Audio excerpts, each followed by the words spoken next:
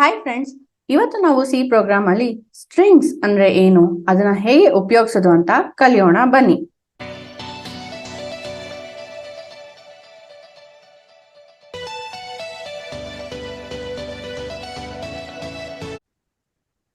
ಈ ಸ್ಟ್ರಿಂಗ್ಸ್ ಅಂದ್ರೆ they are used to store series of characters.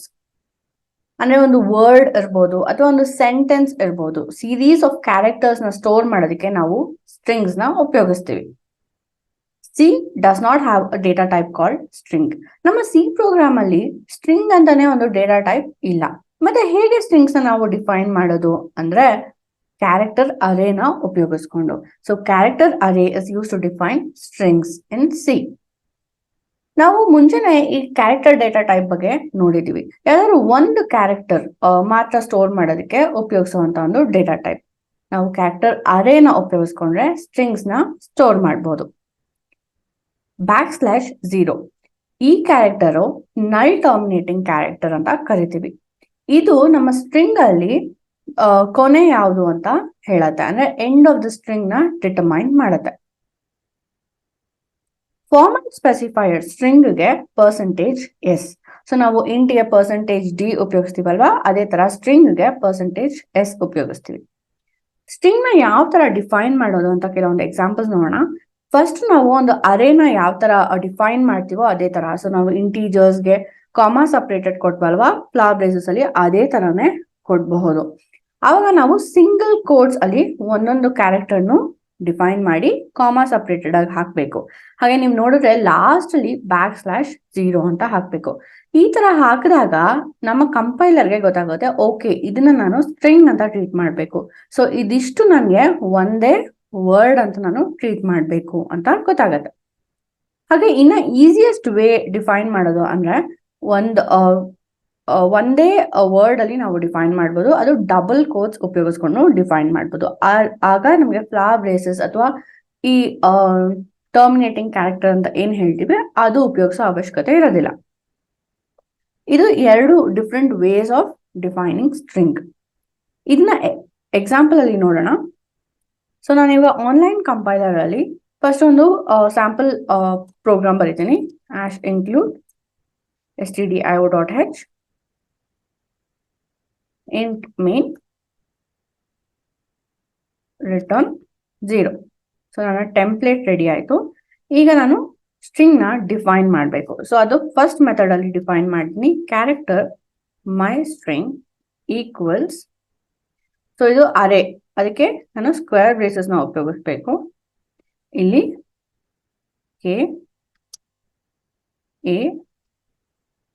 KAL, so ಪ್ರತಿಯೊಂದು ಲೆಟರ್ನು ಈ ತರ ನಾನು ಕಾಮಾ ಸಪರೇಟೆಡ್ ಆಗಿ ಸಿಂಗಲ್ ಕೋಟ್ಸ್ ಅಲ್ಲಿ ಬರೀಬಹುದು.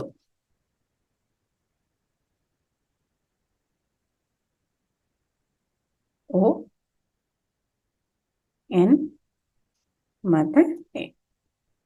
ಮತ್ತೆ ಲಾಸ್ಟ್ ಅಲ್ಲಿ ನಾನು ಏನ್ ಡಿಫೈನ್ ಮಾಡಬೇಕು, \0. ಇದನ್ನ ನಾವು ಡಿಫೈನ್ ಮಾಡಿಲ್ಲ ಅಂತಂದ್ರೆ ನಮ್ಮ ಕಂಪೈಲರ್ಗೆ ಇದು ನಾರ್ಮಲ್ ಕ್ಯಾರೆಕ್ಟರ್ ಅದೇ ತರ ಟ್ರೀಟ್ ಮಾಡುತ್ತೆ, ಅದು ಸ್ಟ್ರಿಂಗ್ ತರ ಟ್ರೀಟ್ ಮಾಡಲ್ಲ. ಸೊ ಈ ಕ್ಯಾರೆಕ್ಟರ್ ನ ನೋಡ್ಕೊಂಡು ಕಂಪೈಲರ್ಗೆ ಗೊತ್ತಾಗುತ್ತೆ, ಓಕೆ ನಾನು ಇದನ್ನ ಸ್ಟ್ರಿಂಗ್ ಆಗಿ ಟ್ರೀಟ್ ಮಾಡಬೇಕು ಅಂತ ಗೊತ್ತಾಗುತ್ತೆ. ಸೊ ಇದನ್ನ ನಾವು ಇವಾಗ ಪ್ರಿಂಟ್ ಮಾಡೋಣ. printf, ನಾವೇನು ಉಪಯೋಗಿಸ್ಬೋದು, %s ಉಪಯೋಗಿಸ್ಬೋದು. my str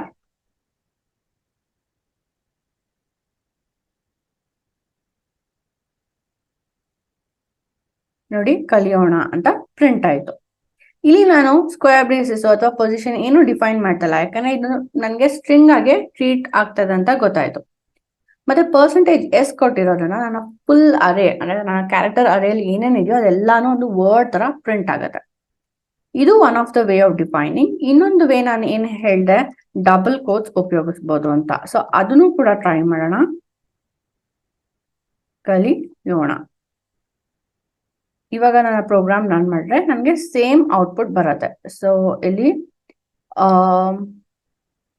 ಓಕೆ, ಇಲ್ಲಿ ಸ್ಪೆಲ್ಲಿಂಗ್ ಮಿಸ್ಟೇಕ್ ಆಗಿದೆ, ಕ್ಯಾರೆಕ್ಟರ್ ಅಂತ ಕೊಡ್ಬೇಕು.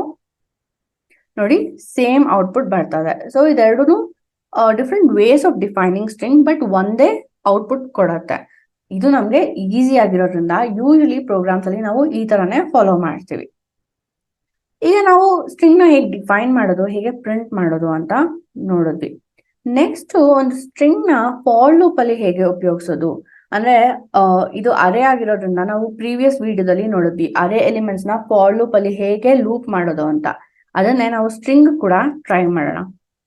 So for int I equals 0, I less than 8, ಯಾಕಂದ್ರೆ ನಂಗೆ 8 ಕ್ಯಾರೆಕ್ಟರ್ಸ್ ಇದೆ ನನ್ನ ಸ್ಟ್ರಿಂಗ್ ಅಲ್ಲಿ, I ಪ್ಲಸ್ ಪ್ಲಸ್. ಇಲ್ಲಿ ನಾನು ಪ್ರಿಂಟ್ ಇಲ್ಲಿ ಒಂದೊಂದೇ ಕ್ಯಾರೆಕ್ಟರ್ ನ ಪ್ರಿಂಟ್ ಮಾಡೋದ್ರಿಂದ %C ಅಂತ ಕೊಡ್ತೀನಿ, my str of I. So ಇಲ್ಲಿ ಏನ್ ಮಾಡತ್ತೆ, ನನ್ನ ಪ್ರತಿಯೊಂದು ಕ್ಯಾರೆಕ್ಟರ್ ಇಲ್ಲಿ ಪ್ರಿಂಟ್ ಮಾಡ್ಕೊಂಡು ಹೋಗುತ್ತೆ. ಸೊ ಇಲ್ಲಿ %C ಅಂತ ಕೊಟ್ಟಿದ್ದೀನಿ. ಇಲ್ಲಿ ನಿಮ್ಗೆ ಡಿಫ್ರೆನ್ಸ್ ತೋರಿಸೋದಕ್ಕೆ ಪ್ರತಿಯೊಂದು ಕ್ಯಾರೆಕ್ಟರ್ ಮಧ್ಯೆ ನಮಗೆ ಟ್ಯಾಬ್ ಸ್ಪೇಸ್ ಬರಲಿ ಅಂತ /t ಕೊಡ್ತಾ ಇದೀನಿ. ಈ ಪ್ರಿಂಟ್ ಎಫ್ ಸ್ಟೇಟ್ಮೆಂಟ್ ನ ಕಮೆಂಟ್ ಮಾಡ್ತಾ ಇದೀನಿ. ಈಗ ರನ್ ಮಾಡಿದ್ರೆ ನೋಡಿ ನನಗೆ ಟ್ಯಾಬ್ ಸ್ಪೇಸ್ ಬರ್ತಾ ಇದೆ. ಸೊ ಕಲಿಯೋಣ ಅಂತಾನೆ ಪ್ರಿಂಟ್ ಆಯ್ತು, ಬಟ್ ಟ್ಯಾಬ್ ಸ್ಪೇಸ್ ಬರ್ತದೆ ಯಾಕಂದ್ರೆ ಇಲ್ಲಿ ಕ್ಯಾರೆಕ್ಟರ್ ವೈಸ್ ನಾನು ಪ್ರಿಂಟ್ ಮಾಡ್ತಾ ಇದೀನಿ. ಈ ಫಾರ್ ಲೂಪ್ ಯಾವಾಗ ಉಪಯೋಗ ಆಗುತ್ತೆ ಗೊತ್ತಾ, ಕೆಲವೊಂದ್ಸತಿ ನಿಮ್ಗೆ ಪ್ರೋಗ್ರಾಮ್ ಅಲ್ಲಿ ಲಾಜಿಕ್ ಕೇಳ್ತಾರೆ. ಅಂದ್ರೆ ನಾನೊಂದು ಸೆಂಟೆನ್ಸ್ ಕೊಟ್ಬಿಟ್ಟು ಆ ಸೆಂಟೆನ್ಸ್ ಅಲ್ಲಿ ಒಂದು ವರ್ಡ್ ಎಷ್ಟ್ ಸತಿ ರಿಪೀಟ್ ಆಗತ್ತೆ ಅಂತ ಕೇಳ್ಬೋದು, ಅಥವಾ ಒಂದು ವರ್ಡ್ ಅಲ್ಲಿ ಒಂದು ಲೆಟರ್ ಎಷ್ಟ್ ಸತಿ ರಿಪೀಟ್ ಆಗ್ಬೋದು ಅಂತ ಕೇಳ್ಬೋದು, ಅಥವಾ ಒಂದು ವರ್ಡ್ ಪ್ಯಾಲಿಂಡ್ರೋಮ್ ಹೌದಾ ಇಲ್ವಾ ಅಂತ ಕಂಡು ಹಿಡೀರಿ ಅಂತ ಕೇಳ್ಬೋದು. ಈ ತರ ಡಿಫ್ರೆಂಟ್ ಪ್ರಾಬ್ಲಮ್ ಸ್ಟೇಟ್ಮೆಂಟ್ಸ್ ನಿಮ್ಗೆ ಕೊಟ್ಟಾಗ ಈ ಸ್ಟ್ರಿಂಗ್ ನ ನೀವು ಫಾರ್ ಲೂಪ್ ಅಲ್ಲಿ ಲೂಪ್ ಮಾಡ್ಬೇಕಾಗತ್ತೆ. ಒಂದು ಎಕ್ಸಾಂಪಲ್ ತೋರಿಸ್ತೀನಿ. ಇವಾಗ ನನ್ನ ವರ್ಡ್ ಅಲ್ಲಿ ಎಷ್ಟು ಟೈಮ್ ಅಂದ್ರೆ ಕ್ಯಾರೆಕ್ಟರ್ ಎಷ್ಟು ಟೈಮ್ ಇದೆ ಅಂತ ನೋಡೋದಕ್ಕೆ ನಾನು ಈ ತರ ಇಫ್ ಕಂಡೀಷನ್ ಹಾಕ್ಬೋದು. If my str of I equal to character ಆಗ ಒಂದು ಇಂಟೀಜರ್ ನ ಡಿಫೈನ್ ಮಾಡೋಣ, ನಮ್ ಈಕ್ವಲ್ 0 ಅಂತ. ಇಲ್ಲಿ ನಮ್ ಪ್ಲಸ್ ಪ್ಲಸ್ ಅಂತ ಕೊಡೋಣ. ಸೊ ಪ್ರತಿಯೊಂದು ಕ್ಯಾರೆಕ್ಟರ್ ನ ಇಟಿರೇಟ್ ಮಾಡಿದಾಗ ಅಕಸ್ಮಾತ್ ಆ ಕ್ಯಾರೆಕ್ಟರ್ ಆಗಿದ್ರೆ ನನ್ನ ನಂಬರ್ ಇನ್ಕ್ರಿಮೆಂಟ್ ಆಗ್ತಾ ಹೋಗುತ್ತೆ. ಸೊ ನನ್ನ ಫಾರ್ ಲೂಪ್ ಹೊರಗಡೆ ನಾನು ಏನ್ ಬರೀತೀನಿ, printf /n character is occurring %d times. ಆ %d ಏನು, ನಂಬರ್. ಇವಾಗ ನಾನು ಪ್ರೋಗ್ರಾಮ್ ರನ್ ಮಾಡಿದ್ರೆ ನೋಡಿ ನನ್ಗೇನ್ ಬರ್ತದೆ, ಕ್ಯಾರೆಕ್ಟರ್ is occurring 2 times ಅಂತ ಬರ್ತದೆ. ಯಾಕಂದ್ರೆ ನನ್ನ ಗಿವನ್ ವರ್ಡ್ ಅಲ್ಲಿ 2 ಸತಿ ಇದೆ. ಸೊ ಈ ತರ ಲಾಜಿಕ್ಸ್ ನ ನೀವು ಟ್ರೈ ಮಾಡೋದಕ್ಕೆ ಈ ಫಾರ್ ಲೂಪ್ ತುಂಬಾನೇ ಉಪಯೋಗ ಆಗತ್ತೆ. ನೆಕ್ಸ್ಟ್ ಈ ಸ್ಟ್ರಿಂಗ್ಸ್ ಅಲ್ಲಿ ನಾವು ಯಾಕೆ ಉಪಯೋಗಿಸ್ಬೇಕು, ಕ್ಯಾರೆಕ್ಟರ್ ಅರೇ, ಸಿಂಪಲ್ ಕ್ಯಾರೆಕ್ಟರ್ ಅರೇನ ಯಾಕೆ ಉಪಯೋಗಿಸಬಾರ್ದು ಅಂದ್ರೆ, ನಾವು ಸ್ಟ್ರಿಂಗ್ಸ್ ಉಪಯೋಗಿಸಿದಾಗ ಕೆಲವೊಂದು ಅಡ್ವಾಂಟೇಜಸ್ ಇರುತ್ತೆ. ಅಂದ್ರೆ ಕೆಲವೊಂದು ಡಿಫಾಲ್ಟ್ ಸ್ಟ್ರಿಂಗ್ ಫಂಕ್ಷನ್ಸ್ ನ ನಾವು ಉಪಯೋಗಿಸಬಹುದು. ಸಮ್ ಎಕ್ಸಾಂಪಲ್ಸ್ ನ ಇಲ್ಲಿ ನಾನು ತೋರಿಸ್ತೀನಿ. ಸೊ ಮೊದಲನೇದು strlen ಅಂತ. ಸೊ ಅದು ಸ್ಟ್ರಿಂಗ್ ಲೆಂತ್ ಅಂತ ಅರ್ಥ. ಈ ಫಂಕ್ಷನ್ ಬಂದ್ಬಿಟ್ಟು ನಮ್ಗೆ ಆ ಸ್ಟ್ರಿಂಗ್ ಲೆಂತ್ ನ ಕೊಡುತ್ತೆ, ಅಂದ್ರೆ ಆ ಸ್ಟ್ರಿಂಗ್ ಅಲ್ಲಿ ಎಷ್ಟು ಕ್ಯಾರೆಕ್ಟರ್ಸ್ ಇದೆ ಅನ್ನೋದನ್ನ ಕೊಡುತ್ತೆ. ನೆಕ್ಸ್ಟ್ strcat ಅಂತ ಅಂದ್ರೆ ಸ್ಟ್ರಿಂಗ್ ಕನ್ಕ್ಯಾಟಿನೇಷನ್. ಇದು ನಮ್ಗೆ 2 ಸ್ಟ್ರಿಂಗ್ ನ ಜೋಡಿಸಿ ಒಂದೇ ಸ್ಟ್ರಿಂಗ್ ಆಗಿ ಕೊಡುತ್ತೆ. ಇನ್ನೊಂದು strcpy, ಇದು ಸ್ಟ್ರಿಂಗ್ ಕಾಪಿ ಅಂತ, ಅಂದ್ರೆ ಒಂದು ಸ್ಟ್ರಿಂಗ್ ವ್ಯಾಲ್ಯೂನ ಕಾಪಿ ಮಾಡಿ ನಮ್ಗೆ ಇನ್ನೊಂದು ಸ್ಟ್ರಿಂಗ್ ಕೊಡುತ್ತೆ. ಇನ್ನೊಂದು strcmp ಅಂದ್ರೆ ಸ್ಟ್ರಿಂಗ್ ಕಂಪೇರ್. ಇದು 2 ಸ್ಟ್ರಿಂಗ್ ಕಂಪೇರ್ ಮಾಡ್ಬಿಡು ನಮ್ಗೆ ಅದು 2 ಈಕ್ವಲ್ ಹೌದೋ ಇಲ್ವೋ ಅಂತ ಕೊಡುತ್ತೆ. ಈ ಫಂಕ್ಷನ್ಸ್ ನಾವು ಟ್ರೈ ಮಾಡೋಣ. ಸೊ ಇಲ್ಲಿ ನಮ್ಗೆ ಇವಾಗ ಫಸ್ಟ್ ಫಂಕ್ಷನ್, ಈ ಫಾರ್ ಲೂಪ್ ನ ಸದ್ಯಕ್ಕೆ ಕಮೆಂಟ್ ಮಾಡ್ತೀನಿ.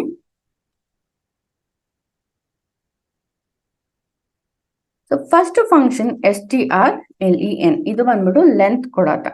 So int length equals strlen of my str. ಅದನ್ನ ಪ್ರಿಂಟ್ ಮಾಡೋಣ. printf length of my string is %d, ಯಾಕಂದ್ರೆ ಅದು ಇಂಟ್ ವ್ಯಾಲ್ಯೂ, length. obviously ಇಲ್ಲಿ /n ಕೊಡೋಣ. ಸೊ ನೆಕ್ಸ್ಟ್ ಲೈನ್ ಅಲ್ಲಿ ನಮಗೆ ಪ್ರಿಂಟ್ ಆಗತ್ತೆ.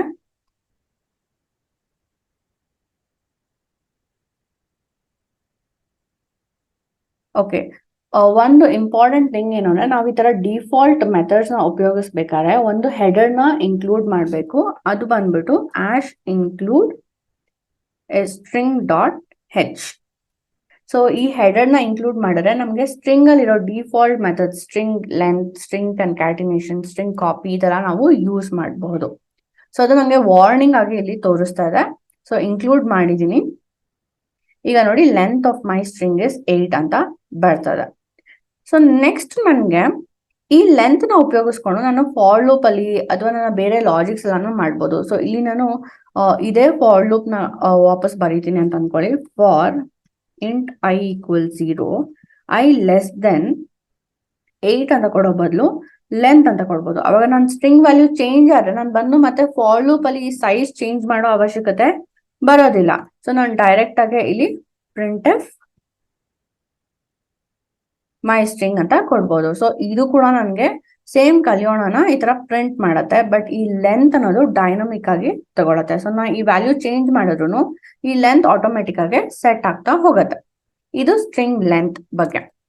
ನೆಕ್ಸ್ಟ್ ಸ್ಟ್ರಿಂಗ್ ಕಾಪಿ ಟ್ರೈ ಮಾಡೋಣ. strcpy ಕಾಪಿ ಇದೇನ್ ಮಾಡುತ್ತೆ, ಒಂದು ಸ್ಟ್ರಿಂಗ್ ವ್ಯಾಲ್ಯೂನ ಇನ್ನೊಂದು ಸ್ಟ್ರಿಂಗ್ ಕಾಪಿ ಮಾಡುತ್ತೆ.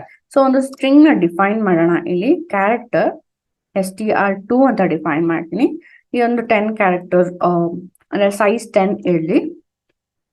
strcpy ನಾವು ಯಾವ ಸ್ಟ್ರಿಂಗ್ ವ್ಯಾಲ್ಯೂನ ಕಾಪಿ ಮಾಡಬೇಕು ಅಂದ್ರೆ ಯಾವ ಸ್ಟ್ರಿಂಗ್ ಕಾಪಿ ಮಾಡಬೇಕೋ ಅದನ್ನ ಫಸ್ಟ್ ಬರೀಬೇಕು.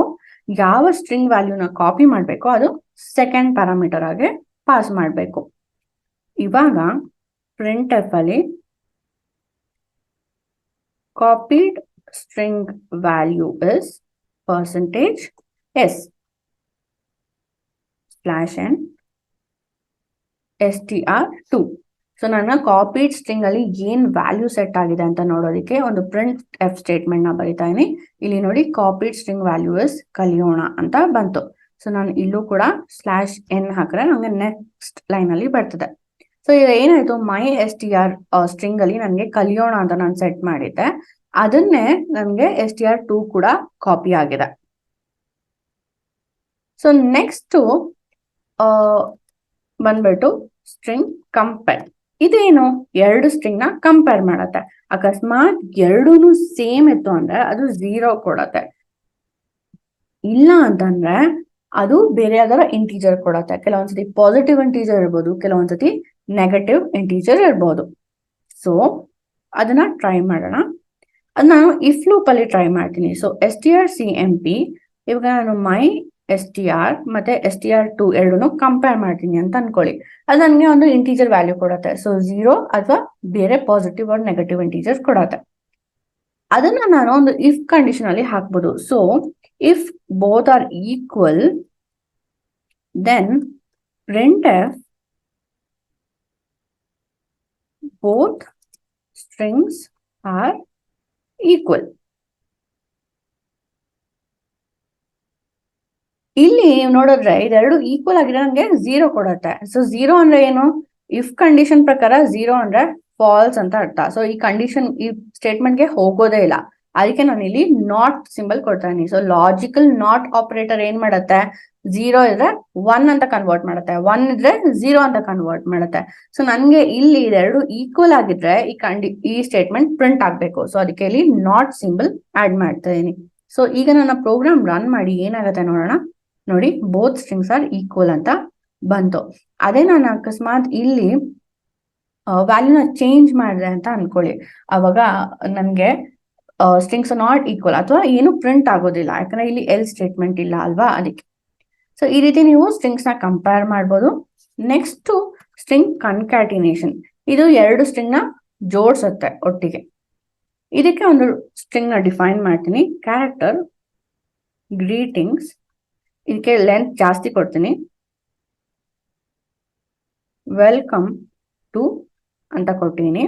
ಈಗ ನಾನು ಕನ್ಕ್ಯಾಟಿನೇಷನ್ ಮಾಡೋದಕ್ಕೆ ಸ್ಟ್ರಿಂಗ್ strcat ಅನ್ನೋ ಒಂದು ಫಂಕ್ಷನ್ ಉಪಯೋಗಿಸ್ಬೇಕು. ಅದರಲ್ಲಿ ಯಾವ ಸ್ಟ್ರಿಂಗ್ಸ್ ನಾನು ಜೋಡಿಸ್ಬೇಕೋ ಅದೆರಡನ್ನು ಪ್ಯಾರಾಮೀಟರ್ ಆಗಿ ಕಳಿಸ್ಬೇಕು. ಸೊ ನನ್ನ ಗ್ರೀಟಿಂಗ್ಸ್ ಜೊತೆ ನನ್ನ ಮೈ str ಸ್ಟ್ರಿಂಗ್ ನ ಜೋಡಿಸ್ತಾ ಇದೀನಿ. ಈಗ printf ಪರ್ಸೆಂಟೇಜ್ ಎಸ್ ಕಾಮ ಇಲ್ಲಿ ನನಗೆ ಗ್ರೀಟಿಂಗ್ಸ್ ಪ್ರಿಂಟ್ ಆಗ್ಬೇಕು. ಇದೇನ್ ಮಾಡತ್ತೆ ಅಂದ್ರೆ ಈ ಗ್ರೀಟಿಂಗ್ಸ್ ಅಲ್ಲಿರೋ ವ್ಯಾಲ್ಯೂ ಮತ್ತೆ MyStr ಅಲ್ಲಿರೋ ವ್ಯಾಲ್ಯೂ ಎರಡನ್ನು ಜೋಡಿಸ್ಬಿಟ್ಟು ಈ ಗ್ರೀಟಿಂಗ್ಸ್ ಅನ್ನೋ ಸ್ಟ್ರಿಂಗ್ಗೆ ಸೇವ್ ಮಾಡತ್ತೆ. ಅದರಿಂದ ನಾನು ಗ್ರೀಟಿಂಗ್ಸ್ ನೇ ಪ್ರಿಂಟ್ ಮಾಡ್ತಾ ಇದೀನಿ. ಈಗ ನನ್ನ ಔಟ್ಪುಟ್ ಏನ್ ಬರುತ್ತೆ ನೋಡೋಣ.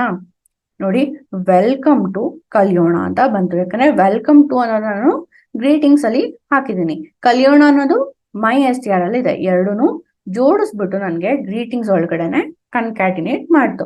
ಕನ್ಕ್ಯಾಟಿನೇಟ್ ಅಂದ್ರೆ ನೀವು ಕಂಬೈನ್ ಅಂತ ಕೂಡ ಅರ್ಥ ಮಾಡ್ಕೊಬಹುದು. ಸೊ ಇದಿಷ್ಟು ಸ್ಟ್ರಿಂಗ್ ಅಲ್ಲಿ ಇರುವ ಬೇಸಿಕ್ ಫಂಕ್ಷನ್ಸ್. ಇದು ಬಿಟ್ಟು ಕೆಲವೊಂದು ಅಡಿಷನಲ್ ಫಂಕ್ಷನ್ಸ್ ಕೂಡ ಇದೆ. ನೀವು ಅದನ್ನೆಲ್ಲ ಟ್ರೈ ಮಾಡಿ ಹೇಗೆ ಔಟ್ಪುಟ್ ಬರ್ತದೆ ಅಂತ ನಮ್ಗೆ ತಿಳಿಸಿ. ನಮ್ಮ ಮುಂದಿನ ವಿಡಿಯೋದಲ್ಲಿ ನಾವು ಫಂಕ್ಷನ್ಸ್ ಅಂದ್ರೆ ಏನು ಅಂತ ನೋಡೋಣ.